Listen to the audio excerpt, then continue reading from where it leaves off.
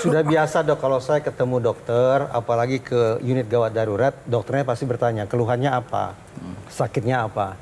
Kalau sekarang saya mulai bertanya duluan dok, dokter punya masalah kejiwaan apa? Kenapa saya tanya begitu? Karena ada data dari pendidikan dokter spesialis dan subspesialis, bahwa 22% lebih dokter kita mengidap depresi dok. 22,4%. Itu serius dok. Kalau dokter mengidap depresi serius. Tapi lebih serius lagi pasien yang diperiksa oleh dokter yang kena depresi. Terlepas dari kontroversi dari sebuah pembuktian uji survei. Ini kan survei. 22% tadi. Termasuk kemudian ada sekian ribu yang kemudian berpotensi tadi. Ya. Tapi yang jelas yang kemudian perlu ditindaklanjutin. Karena proses uji tadi, validitas mungkin kita bisa diskusikan secara ilmiah. Tapi yang paling penting adalah apa intervensi yang kemudian dilakukan saat proses pendidikan. Kedepankan ada konseling.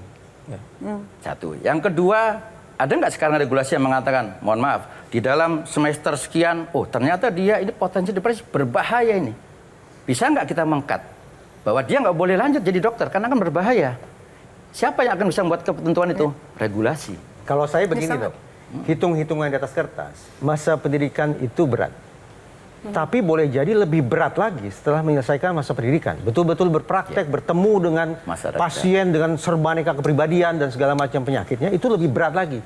Alhasil, pantas dong kalau saya menduga, 22% itu di tingkat pendidikan. Pasca pendidikan boleh jadi 40, 50, 60, dan seterusnya. Apakah ID pernah mendorong anggotanya untuk melakukan pemeriksaan kejiwaan secara berkala misalnya? Jadi kami sifatnya pasif, jadi setelah ada laporan. Jadi artinya kalau dibilang ada nggak yang kemudian ada permasalahan-permasalahan yang kemudian berpotensi permasalahan mental health yang terjadi pada dokter? Iya. Saya kira ada. Ada. Tapi kita pastikan itu pasti puncak gunung es. Pasti puncak gunung waktu es. ya? Ya, dengan kesadaran seperti itu, dengan segala hormat dok, ID semestinya jangan mengambil posisi pasif. Apalagi sudah terekspos ke publik sedemikian rupa bahwa sekian ribu dokter kita itu ternyata mengidap depresi. Belum lagi ditambah yang lain-lain.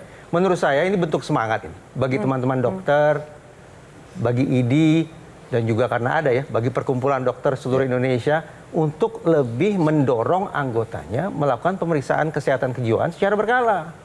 Itu bisa kita lakukan kalau kita diberikan peran di dalam sebuah kewenangan yang ada dalam regulasi. Dokter saya pikir terlalu bicara legal formal dok. Itu bicara yang ke atas itu.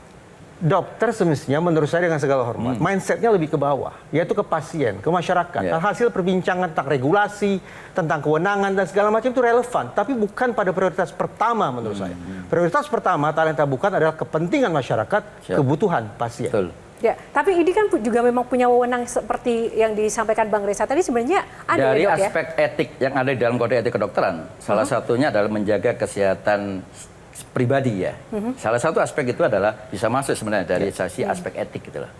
Tapi apa upaya yang kita lakukan? Apakah perlu cek kesehatan rutin atau cek mental rutin, ataukah kita mengevaluasi setiap anggota kita dengan survei mamanya gitu ya? Saya harus katakan untuk saat ini memang belum. Tapi saya terima kasih masukan dari Mas Reza dan itu bisa kita lakukan. Tepuk tangan dong. Tepuk tangan untuk dokter. Jadi di forum ini kan ada tukar pikiran ya, tukar ide baru luar biasa. Thank you Mas Reza. Sedikit saja, Bang Hizat masih ada yang tanya? Masih. Oh oke, baik-baik. Saya berikan kesempatan dulu. Itu loh, kan tadi tentang depresi ya. Saya juga takutnya justru orang tua mahasiswa kedokteran juga ikut depresi.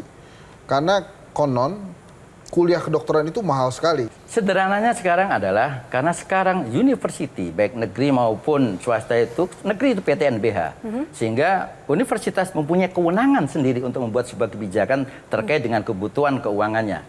Bisa nggak sekarang untuk dokter? Saya cuma ingin mengusulkan saja bahwa negara harus hadir menempatkan dokter menjadi tenaga strategis sehingga standar pendidikan dibuat untuk dokter nilainya sekian, untuk dokter spesialis nilainya sekian. Supaya apa? Supaya tidak kemudian ada pagu, istilahnya ada range, ada kemudian akhirnya masing-masing punya kebijakan sendiri sehingga kesan yang disampaikan oleh Bang Hensat tadi betul. Pendidikan kedokteran itu mahal di Indonesia. Saking mahalnya dan dokter ingin masuk ke PPDS sampai harus menjual cincin kawin. Nah itu pengalaman dok, itu gimana? Itu inspiratif sekali loh dok, bikin trik dok. Tepuk tangan dulu lah untuk kita ini. Biarkan dokter dulu.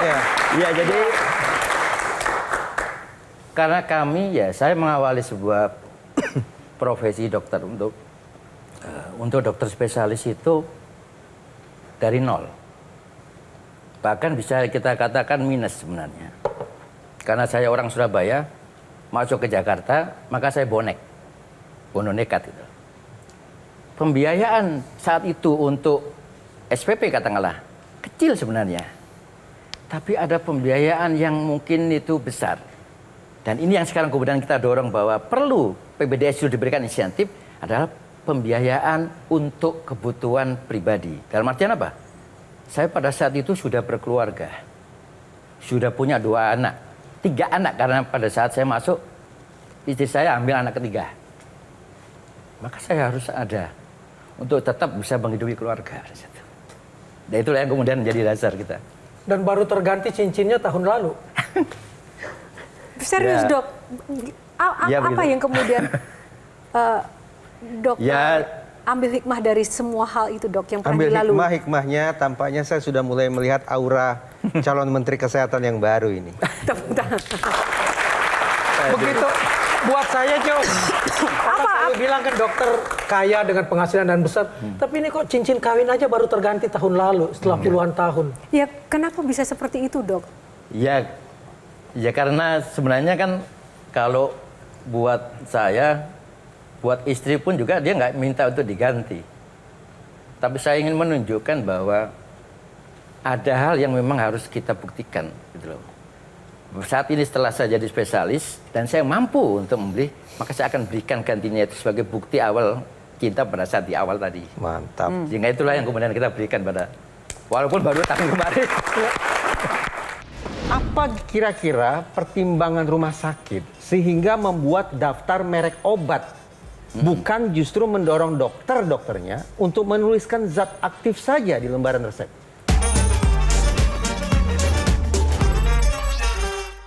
Jelajahi cara baru mendapatkan informasi. Download Metro TV Extend sekarang.